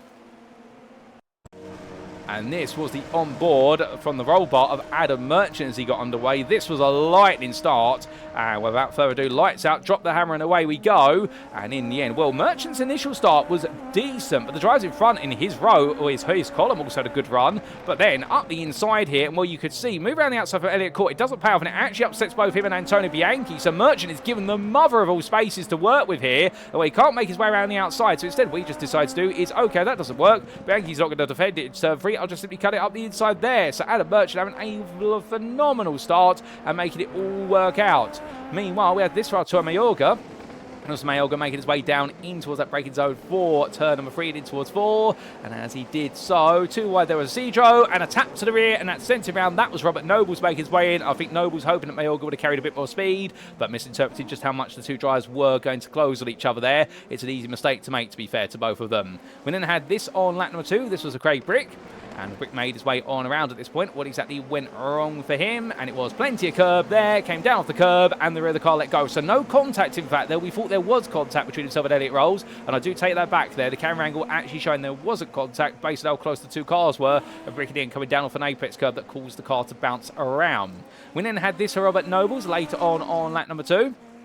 And this was Nobles making his way upwards towards turns 6 and 7. What exactly went wrong from here? I suspect this is going to be too much speed into the corner. It went straight on. Looks like a brake. Oh, my goodness. It was a brake failure, I think. And he went straight into the barrier. And that was a tow to the pits then. That's where the car's in repairs. We had this for Matt Strong on lap number 3. Meanwhile, he was making his way down the start-finish straight. Battling at the time, funny enough, with what was the INCA X51 car. And in the end, just an odd look up there for Strong. The car just coming to an abrupt halt, I think just over-braking perhaps, and the rear brakes coming loose before the front brakes. A very odd spin there. We had this for Ennison Lowe, only moments later on lap number 3. This was Lowe in towards the Vidal chicane. What exactly happened here? And the answer is going to be, as Austin Thomas looks for a move, goes round, and Thomas has no time to react until he does, and they all had to part the seas round. And so well done to everyone for avoiding that, but it was a bit of a nightmare moment for everybody involved, understandably. And then we had this for Austin Thomas 2 laps later. This was Thomas in towards what was the Mercedes Arena. As he made his way out of 1 in towards 2. Opened up the corner as much as he could. Opened it up way too quickly. And the rear of the car just simply said, no, around we go. Oh, goodness me. Craig Brick then coming straight into the scene. That explains how they both came together. And well, getting it rejoined there was not the way to do it for Austin Thomas. And Craig Brick there seeing the yellow flags a bit too late. And well, understandably, that's why the Super Formula car was in absolute pieces. Back to your live racing we go, ladies and gentlemen. And as we do, well, we've still got plenty more laps to unfold here and plenty of time to do so. We've had no safety car, so therefore there's not going to be an interruption to the race, as Devont Dotson there was making his way off track. He's just rejoined. So it looks like Dotson having a bit of an error coming out to turn number 4. So he's dropped behind Zaire now. And in fact, he's dropped down even more since we last saw him. So I think he's got to get picked back for Dotson. But meanwhile, it's James Turnbull trying to go forward there on the back of Matt Strong, almost tapping the rear of Strong's car. Now in towards turn number 7 he comes. So Turnbull's got the pace, but right now he just needs to try and temper it a little bit and avoid what is Matt Strong there, who might be a little bit slower by comparison, not as used, but he's got to be careful of those differences in braking zones as they both sweep the way. Well, it's going to be at least Strong sweeping his way around the outside of Ricardo Espino, going quite slowly there down through turn number 8. I wonder if he was serving a slowdown penalty for track limit. But now here comes James Turnbull looking to go on the offensive. They are fighting over the last of the running positions right now, which is 16th, 17th, well, in fact, 17th, 18th, and 19th. 16th for Finley Fitzsimmons. And Fitzsimmons has been into the pits, as we're to understand it. Unless I'm very much mistaken, we are going to get a check on that data very quickly, ladies and gentlemen, because we just noticed that Finley Fitzsimmons is all the way down in 16th place, and that does not add up. Meanwhile, what does add up is we've got a battle going here between Jace Mayer and none other than Leo Domar. And, well, Mayer has been able to hold on to that third place, taking it off of him, as meanwhile Turnbull still battling with Ricardo Espino. Now, what exactly has happened to Fitzsimmons? We are just checking into that. And I do believe, ladies and gentlemen, that Fitzsimmons has pitted after an off-track, which we have not been able to get the replay of, but there's been a big moment for Fitzsimmons, and that has dropped him out of the running. So he's decided to come into the pits early then and see if he can get his race back together. But meanwhile, here's Turnbull looking around the outside of Espino into turn 1. He does so, but he uses all the road and then a little bit extra there. I think he'll get away with that, but he's going to be careful because that will be classified as an off-track. So there's been drama for Fitzsimmons, although we haven't caught it. And meanwhile, Arturo Mayorga here is going to be passed by Fitzsimmons, who goes up the inside him there before turn number 6. It's a relatively straightforward pass there for Fitzsimmons, who now is definitely on a mission of recovery. So it's all change of foot, and one thing we definitely missed whilst we were looking up and down the order was Delmar versus Mayer's battle, which in fact has now gone back into the hands of Delmar. Well, it was one moment in the hands of Mayer, then it's gone to Delmar, and now it's back with the Frenchman for good by looks of things. But how exactly did they continue to swap the places around? Here's a replay to explain. So this was the two making the way down. So it was Mayer who was your third place driver at the time. Then it went into the brain zone. Mayer came across late there. Goodness me, any later than that, and they would have had contact, I think. And well, Jace Mann knowing exactly when to pull across. And Delmar having to go outside to inside here into turn number 2. Making the way through the Mercedes arena. Well, Mayer is still ahead, but on a wider circumference. That's always going to be tricky to defend here. But he was able to hold it. So Delmar in the end, what did he do differently? He went for the switchback here coming out of 4. Lovely run, so close to the back of his rival. And then as he looked to the inside here in towards turn number 6, he went all in for it, and that's how he got it done. Carried the speed in and said to Jace Mayer, if we're going to play the game of fine margins, I'm going to have the finest of them all. And was there then a switchback coming down towards turn number 8? The answer is no. It was Leo Delmar who got the job done. Nice work from him. We head back to your live racing. And so as we do, more laps still on the horizon. We are almost at the halfway point of this race, but we have got a long journey still left to go. And at the front of the field right now, Adam Merchant running in a very lonely lead with Elliot Court the best part of 7 seconds back. Here is Elliot Court for comparison, and one has to wonder at this point whether this is now Merchant's race to win. Given what's happened to Finley Fitzsimmons, who is now on a recovery drive. He has pitted early, but a big off track for him, and it has cost him a huge amount of time. It happened on lap number 6. That's why we haven't caught it. We haven't got the replay footage for it, but we can tell you that it's definitely gone wrong for Fitzsimmons, and now we'll have to wait to see what's to come next, because Merchant, at this point, will understandably now just be hoping that he can just walk away with this one all the way to the finish line. But as they make their way onwards, well, meanwhile, we look back to Mayer and Rolls. Here they are. As Jace Mayer and Rolls still together, and Leo Delmar has broken away, and Elliot Rolls is now the man who's trying to make a woe for what will be there the MSR purple driver. And well, overtake button goes on there for what is Mayer. A little bit late on the straight. I think he realised in the end that Rolls was going to go for it, so Rolls is going to be on the inside of him, no doubt about it, and goes a bit deep. Jace Mayer in the end keeps a very conservative line there and lets it go. I wonder if Mayer is perhaps thinking right now, I need to bag the points for the team, but also I need to think about the bigger picture, which is strategy. I think that might be wise here, as meanwhile further back, Zara Zainab being passed by Matt Strong. A poor run through the Vidal chicane. He's all out of sorts there, and that's going to send him very much further down behind what be Strong as they make the way along.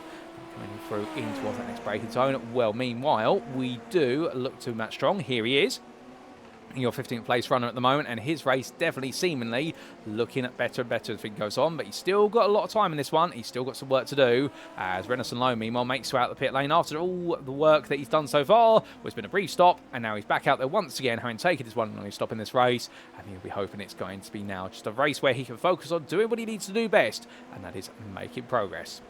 Now, we've had a further update regards the Fitzsimmons incident, where we're not aware of any contact in that, so it sounds like it's been self-afflicted for the championship leader. That's going to definitely open up a doorway right now for several drivers to look to try and make some progress. But as we do look back to your leader right now, the field has broken apart as Demont Dotson has made his way into the pits, and the car seems to be out of the race. So something that's got very well for Demont Dotson, and he's retired from this one on lap number 10. So we're now down to 18 of our 22 runners. We're still all of them on the lead lap at this time, but definitely we are now getting into the period of this race where things will go a little bit quiet, and everyone's going to be thinking about the picture, which is pit stop is coming up. We need to manage the race. Unless you're Elliot Rolls, of course. Right now, he is absolutely on a charge. He wants to try and make it a double podium for DDK Racing Team, because his teammate Court is in second, but he wants to make sure that Delmar's not going to be on that podium at the end. And well, when he's catching up to the Frenchman, they're now only a second apart, but now he's into the dirty air zone. This is where he's going to feel it more so the most. But meanwhile, one driver's not feeling that dirty air. It's Sergei Prok, as he looks inside to outside here through the rest of the arena. And in the end, what a lovely scoop around the outside there from the 96. And Sergei Prok makes the move of Gareth McAllister, and he makes it look like absolute textbook there. What a lovely run. And he started in 19th place, Sergei Prok. He has made his way all the way up to 7th, and he has still got places to gain. And given his pace right now, he has got the pace to match Bianchi and Mayer, so he could potentially chase down the top 5 here. He has got a gap of what is 5 seconds to close down to Bianchi, but still, everyone's got to start somewhere, as Finley Fitzsimmons is up the inside there of Felipe Ramos. And well, that's going to be another place made there for the man who's now on a recovery driving the MSR purple machine, as Ramos meanwhile in the yellow, black and lovely purple rim machine. Well, right now he's trying to follow the number 16 on around here and perhaps gain a little bit of time and gain a little bit of tutelage from the man who's definitely proven to be one of the fastest out there so far this season. But we said that there were gaps building up, and suddenly all the gaps are coming down between cars, because Sergio Prott and Gareth McAllister had a fight, and now Nicolas Isidro, he's catched up here as we ride on board with the 42 driver. My good lord, the way they... Ooh! As he decides at the end to try and get the power down, but the rear of the car says no. And Nicolas Isidro, I was wondering what was going on, whether he was going to the pit lane or whether that was power oversteer or a combination of both. And in the end, it was power oversteer there as he came over the curbs of Vidal. The car bounced around, clattering off of the curb, and I think that really upset the rear suspension balance. And suddenly for Isidro, it was the car that wanted to swing like a pendulum. But he got it back together in the nick of time, as Jace Mayer, meanwhile, is into the pit lane as I look out my commentary booth window. So Mayer's in at the end of lap number 11, so he's going to slightly weigh the race in favour of the second stint in terms of the amount of work he's got to do. Felipe Ramos is also in, and Jace Mayer comes out of the pits, and he comes out in 11th place. Finley Fitzsimmons, his teammate, is only 1.5 seconds up the road from him, and we'll keep in mind that Fitzsimmons has already pitted in this one, so I think Fitzsimmons right now, he's going to have to do a little bit of conservation of the tyres in the second stint, because he's going to have a huge second stint and perhaps some fuel, but Fitzsimmons ahead of his teammate, and they are back to how they were before Fitzsimmons met his earlier demise. And from them, we look to Espino versus Ramos, and Ricardo Espino right now, well, he's going to be on the outside there as teammate, albeit wary of the fact, of course, they are now in two different races. Ramos has already pitted, so therefore Espino backs off there into turn number 2 and decides not to fight him, knowing it only compromised the pair of them, rather than enjoy a good ding-dong battle for potentially a chance to finish in 16th, which would not be worth it at this moment. New fastest lap race of 34.514 for Adam Merchant. He is continuing to push on, another half a second, in fact, another 0.8 of a second added to his advantage over Elliott Court as he continues to extend it. But meanwhile, there are plenty of battles going on outside of your leaders. And here's one of said battles, as this is Mayorga, Strong, Zainab and Turnbull. They're all gradually coming together here, as we can see. Xavier Zainab and a very good run up the hill from the Schumacher Airs. Looking to the inside, doesn't quite work this time, but Zainab right now definitely showing his cards, and that is he wants to make this progress. As James Turnbull, meanwhile, we ride on board here with your number 203 driver for Raccoon GP. And what an odd day it's been today for Turnbull, to be fair. The sprint race did not work out whatsoever, but in this race as well, I think if he'd been able to start this one a bit higher up, he could be in the top 10 right now. He's oh my good lord, and in the end having to dodge was the way with car Xavier Zainab. Zainab getting it wrong. I think there might have been some contact, because Zainab is now missing a rear wing, and well, as he goes on through it, it must have been the most gentle of touches between the two of them, at least the way it looked on the camera there. I don't think Turnbull had time to react, as meanwhile Matt Strong comes into the pit. My goodness, and meanwhile, well, here's Nicolas Isidro under pressure from Fabian Sanchez. It all continues to lock change, and every time you look away for a brief moment, well, suddenly there's a bit of drama that plays out here, but it's keeping us guessing every step of the way, and that's what we love about the League Zero Formula Series. It really is one of the premier open-wheel racing series on the North American continent, but available to anybody around the world. As you can see, we've got drivers in the United Kingdom all the way through to Australia racing here, but right now Nicolas Isidro and Fabian Sanchez, regardless where they're hail from, they're both together on circuit. And well, we can see our debutant here in the 42 still chasing those first points of his season here today, and it's always good if you score points on your first races of the season. He didn't quite get the points in what was the sprint race, but he might be able to get the points here in this one, and that's going to be a job well done as he stays close to Gareth McAllister as they head up the rise, and Sanchez still figured out how he potentially gets involved in this one. As they make the way through Vidal here, and it's definitely noticeable how the drivers who make it through there smoothly are avoiding mounting the curbs at all. These cars, they are so low to the ground, they really do struggle to make their way over high curbs. You do need to just gradually glance your way onto them, or totally avoid them altogether. But here comes Sanchez, overtake button on here, he's still got just over half of it remaining, going to look to the inside, and in the end both trying to break each other as much as possible here. They're literally going all in. They know how much it matters to both of them. They have yet to pit either of them as well. But around the outside goes Sanchez here, and using that experience, using the grip in the car. And meanwhile, Isidro here's going to stay on his inside as much as possible. And Nicolas Isidro right now showing that whilst he may not be experienced with this grid, he's definitely experienced with racing, close, firm and fair. And now onwards towards turn number 5 they go. Brilliant side by side, up towards 6 into the braking zone. Isidro is still on the inside. He's going to defend it, and Sanchez has to back off. As much he'd like to fight it, it's not going to work. And Nicolas Isidro right now still got pressure on as the Benetton tribute machine makes its way down the hill in towards turn number 8. And well, right now he's definitely challenging an early Michael Schumacher here, and quite appropriate given the fact we have the Schumacher S named after the infamous Formula 1 driver. And right now your American driver here doing everything right so far to hold off Sanchez. The only thing is, of course, this is buying time for Gareth McAllister to gradually walk away. McAllister is now 1.5 seconds clear of the pair, and I suspect more fighting is only going to make him even more distant as they roll the way towards the end of this lap. But Isidro doing everything he can right now to hold on to 8th. Of course, this will cost them time, and I wonder exactly where it's going to put them in the strategic stakes when all is said and done. Well, from then, we look to Del Mar as he makes way into the pit lane, and Elliot Rolls, meanwhile, stays out. So Rolls has been closing again as Del Mar decides enough's enough. He's going to split the race in favour of his opening stint in terms of the amount of time he spent out there, whereas Rolls is going to go a little bit longer. And I suspect Rolls wants a very quick final stint. He wants a stint where he can really min-max the tyre compound he has, where he's going to have a very fresh tyre and he'll be able to abuse it to be able to attack what will be Del Mar for the final spot on the podium, whereas Del Mar would prefer to have a fresher tyre earlier so that way he can potentially go for the undercut, which in his case will be to essentially give himself as much of a gap when he comes out the pits. Here is Del Mar leaving the pits, staying within the pit exit line there. He opens up the corner as much as he can, albeit it's always a very tight exit out of the pit lane into us turn 1 here. And as he makes one through, he has managed to come out just ahead of Finley Fitzsimmons.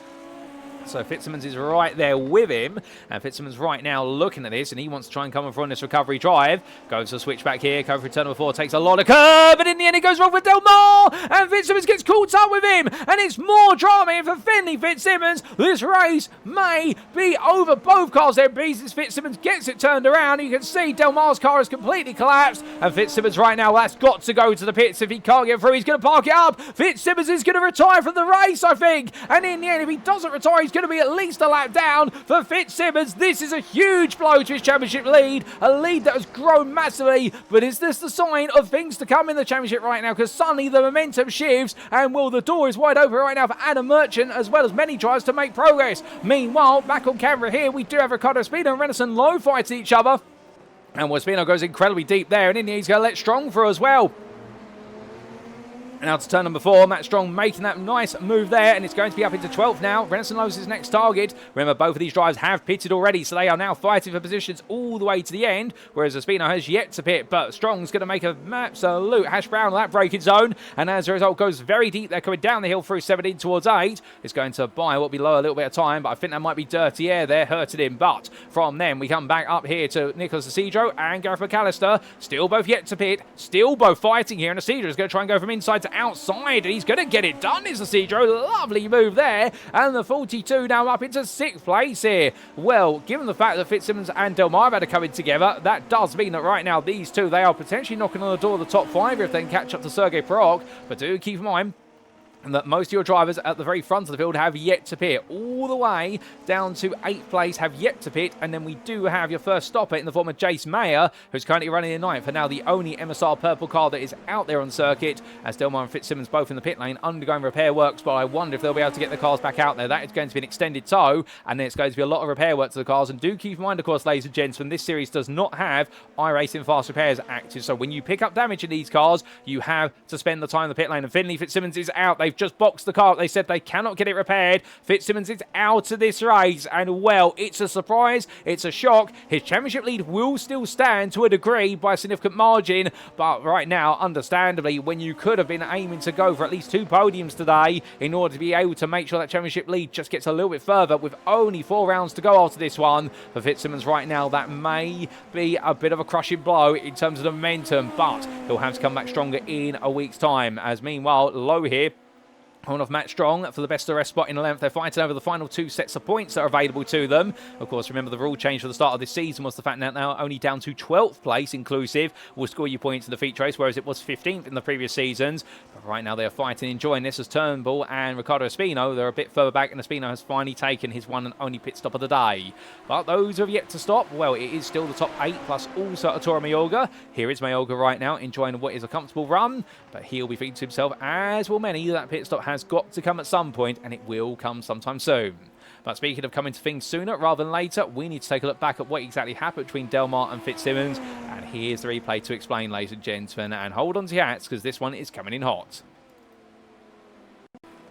Just for the 2 drivers making the one through, we ride on board here with Fitzsimmons, and you're going to see Del Mar a very tight line, and in the rear of the car, let's go. That would have been the cold tyres of the change, and Fitzsimmons just had no way to react. He cut to the inside for 5, thinking that he might be safe then, be able to go for the switchback, and in the end, both cars just simply making haste towards each other, and Fitzsimmons, he tried to carry on, and then realised he was never going to be able to carry on in a wounded car. We then had this for James Turnbull only moments later. The Raccoon GP driver was making his way on around, and as he made his way down into turn 3, all by himself, took the apex curb, tapped it a little bit the front left tyre, and it just pulled him round and losing more time in his race there. But without further ado, it's back to your live race and we go.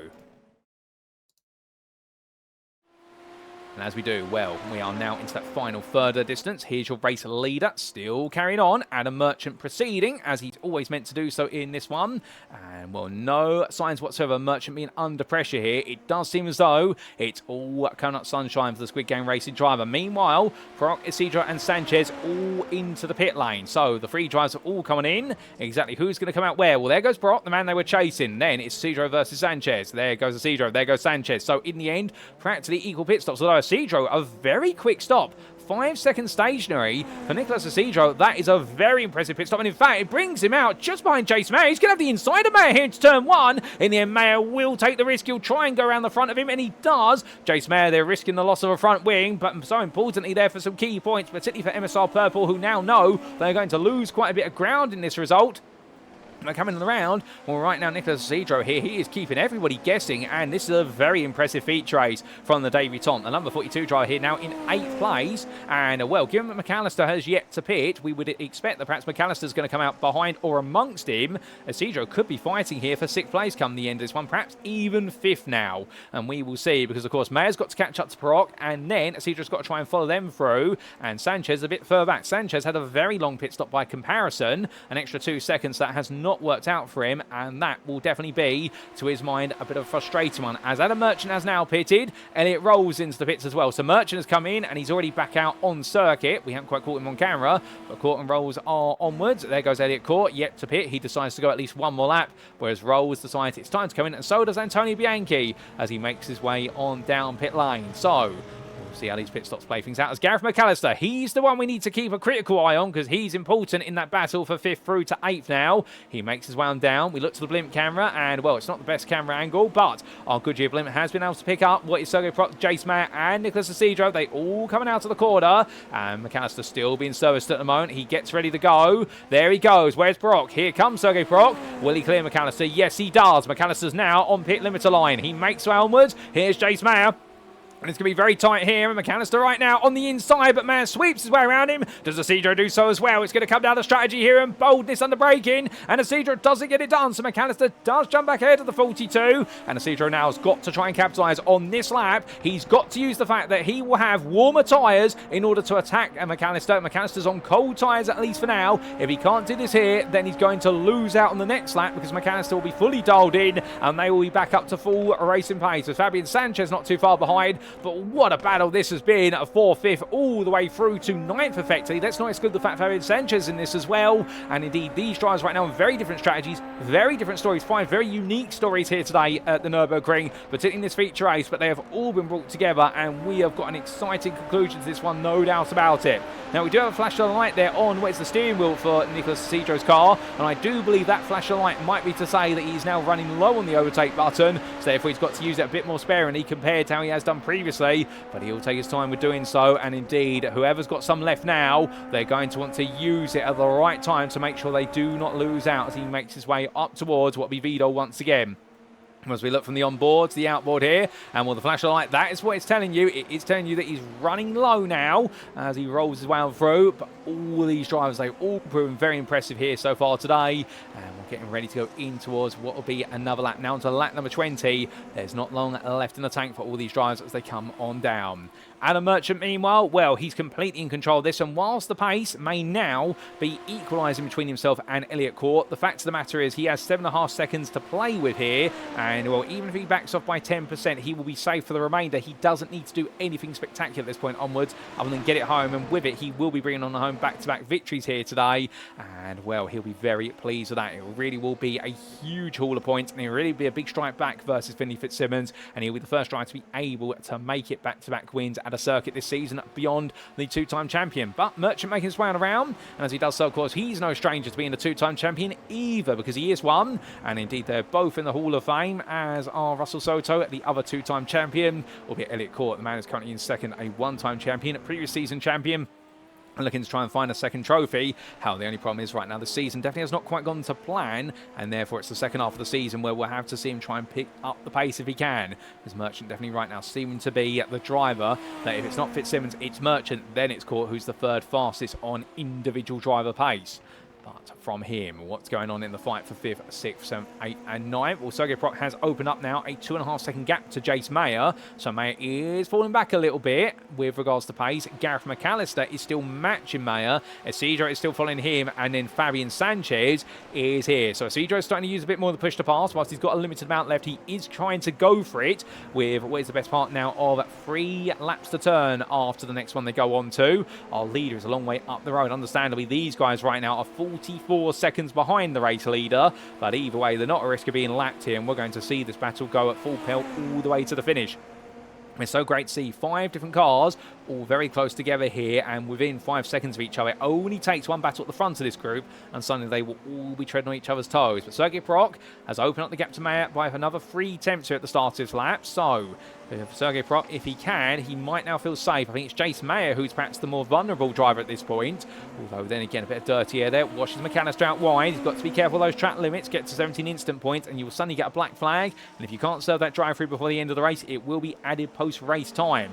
And around here is going to be the best part of at least 35 seconds that will be added. And you do not want that at all. A drive-through penalty is painful enough, but normally what ends up happening is the post-race time penalty is actually longer, and that is to make sure that you are penalised if you can't serve the drive-through penalty. With the drive-through penalty, yes, you have to be on the limiter. Yes, you do have to make your way down the pit lane at a defined speed, but of course, some drivers are very good at getting into the pit lane as quickly as humanly possible, safely, but they have a magical way of literally nailing it, so they're literally on the limiter at the limiter line, whereas other drivers, myself included, if I was racing one of these, would be much more conservative and look to be on the limiter at least about half a second beforehand. You guarantee that you're going to be on the limiter and not pick up a speeding penalty. As we do see Mayer closing up to McAllister, well, we'll be at McAllister closing up to Jace Mayer here. Well, he's brought that gap down very quickly, but now he's got the hard work to do as Isidro and Sanchez, well, they have cleared the machinery of Ricardo Espino, who is a lap down. And he respects the blue flags as the clouds come back over again. Is it clouds over Jace Mayer's race? Because look at these 4. They are now within 2 seconds of each other in totality here. And Mayer knows that he's going to have to do some defensive work if he wants to make this magic happen.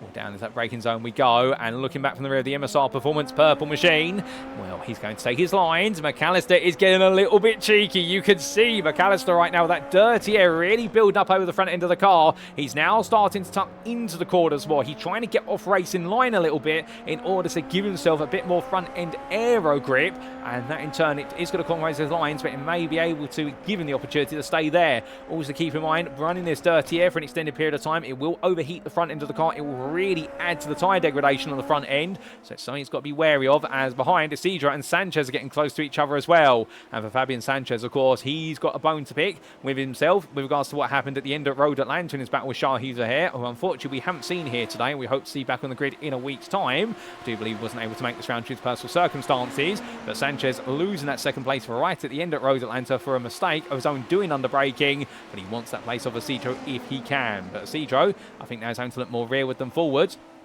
as it does seem as though Mayer and McAllister have pulled away to the best tune of 1.3 seconds. But as they head up towards what will be Vidal, well, we'll see Mayer. Here he is.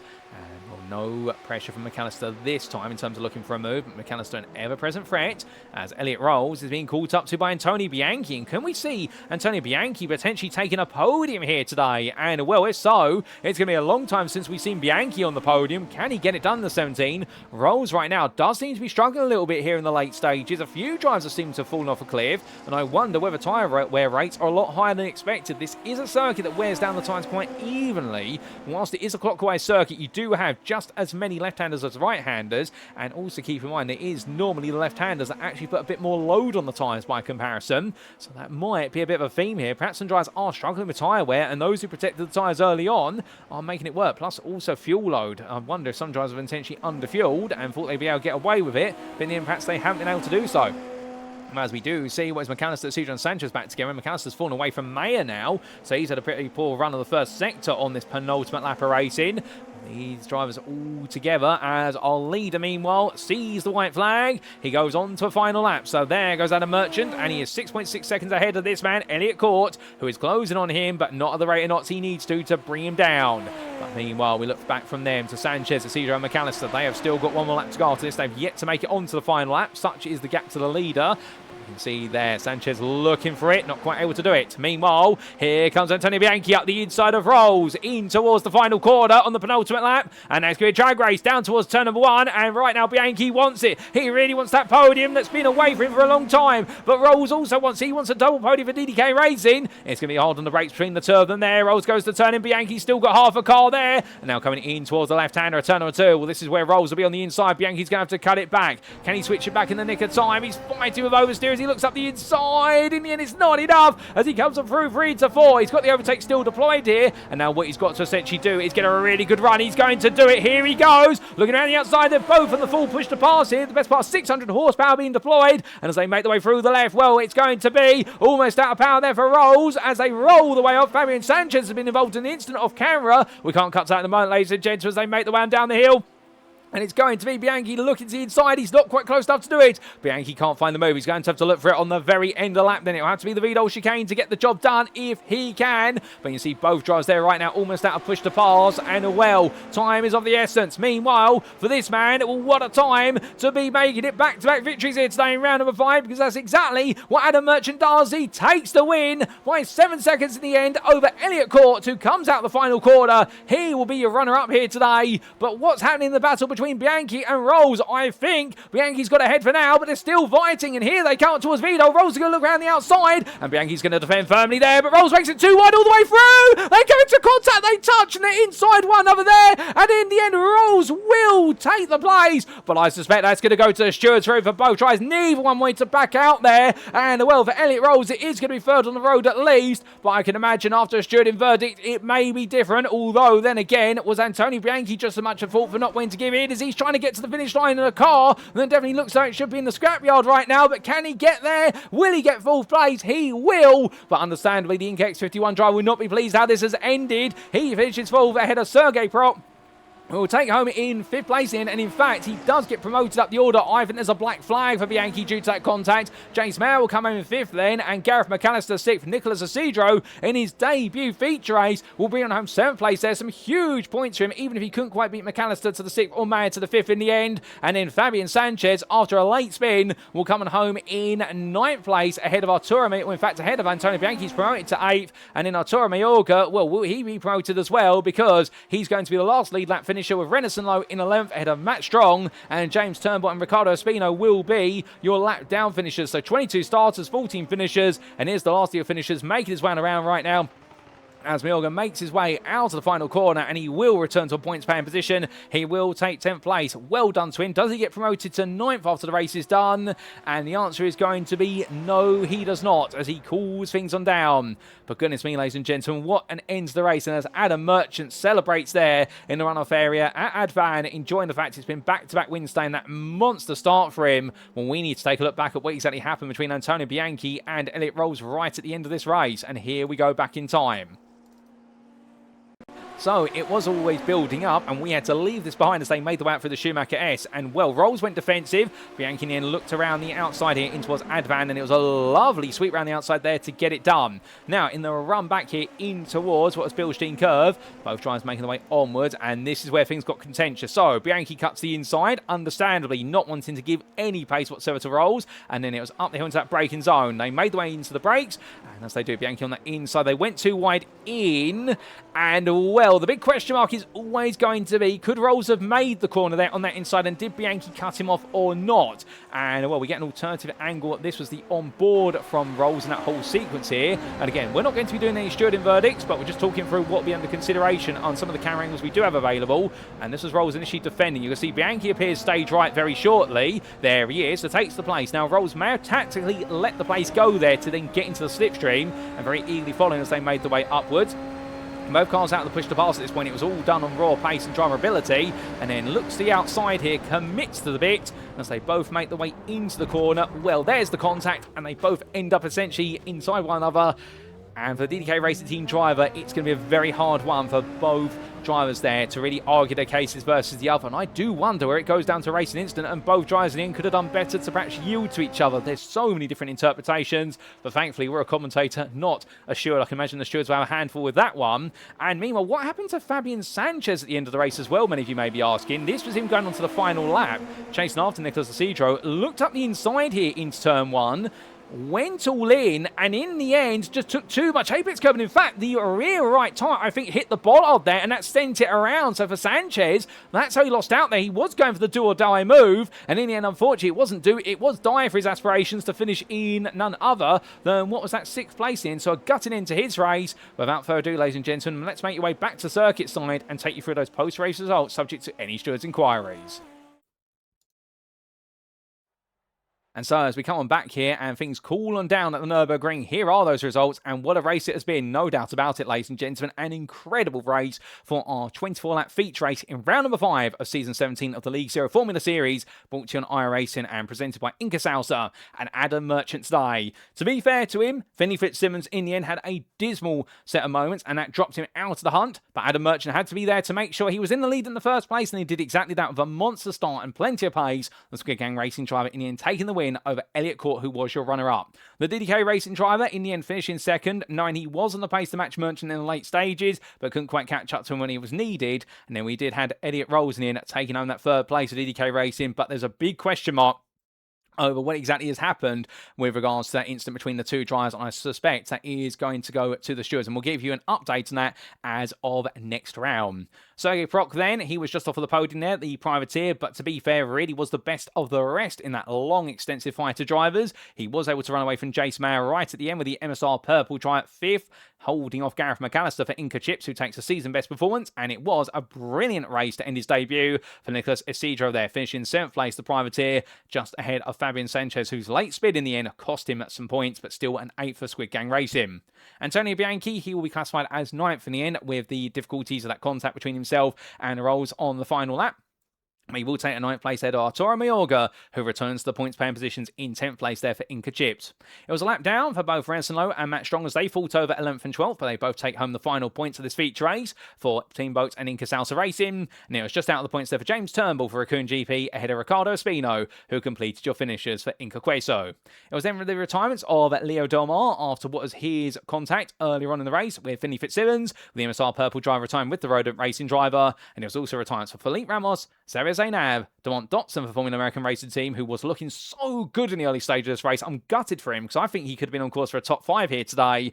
Austin Thomas as well there in 20th, and we also did see retirements for the other two drivers, Craig Brick and Robert Nobles, right towards the start of the race. So a challenging race, no doubt about it, but well done to everyone who made it to the finish line. An incredible race as well. And that really wraps up our time here at the Nürburgring across the Prix Strecker. And indeed, what a time we've had in Germany. But as they say, the show must go on. And with that, it is time for us to wrap up. Thank you very much for watching, and if you have enjoyed today's show, and perhaps you're sat there right now wanting to know more about the League Zero Formula Series, about how you can perhaps get on the grid for a future season, or even for the remainder of the season, well, for all that and everything in between, we do definitely recommend you go to our official website, and that is at www.leaguezero.net. It is the #1 source for all information League Zero. Indeed, we couldn't recommend a better source for you to get started and make your way into the community. We also like to take a moment to say a big thank you to our title sponsor for this season, as always, and that is INCA Salsa. Now, if you are a fan of salsa and are looking to taste the very best that's out there, then look no further than INCA Salsa. Containing only the freshest ingredients, no gluten and no added sugar, just like the finest authentic salsa should. Once you've had a taste of the incredible family recipe salsa from Julio Espino, you will never want to taste any of the rest. So to put yourself in pole position to enjoy the best salsa you'll ever have, do head to INCA Salsa's official website, and that is at shop-inca-salsa.myshopify.com today to get yourself in that pole position. But with that, ladies and gentlemen, we also need to say a thank you to our other sponsors for this series, who do include MSR Performance Engineering and also Team Goon Squad. And with that, we now look to next time. But what exactly is next on the cards? Well, round number 6 will see us make our way to Italy. We stay in Europe, but we make our way to a classic. One of the oldest circuits on the European continent, opened in 1922. It is going to be the Monza Grand Prix circuit. And hold on to your hats, ladies and gentlemen, because at the Italian Temple of Speed, there is always that one phrase that scares even the bravest of drivers. Monza Turn 1. But will it be a scary start to the day for our drivers next time out? Well, come tune in and join us as if it were live on Friday the 13th of February 2026 as we cover all the racing action as it unfolded on the day. But until then, we have been the League Zero Formula Series. I've been your host and commentator, Paul Walsh. You've been tuning into a Paul Walsh production. And until next time, remember to stay safe, stay well, stay smiling, and most importantly, as always, ladies and gentlemen, remember to stay on track. Good night.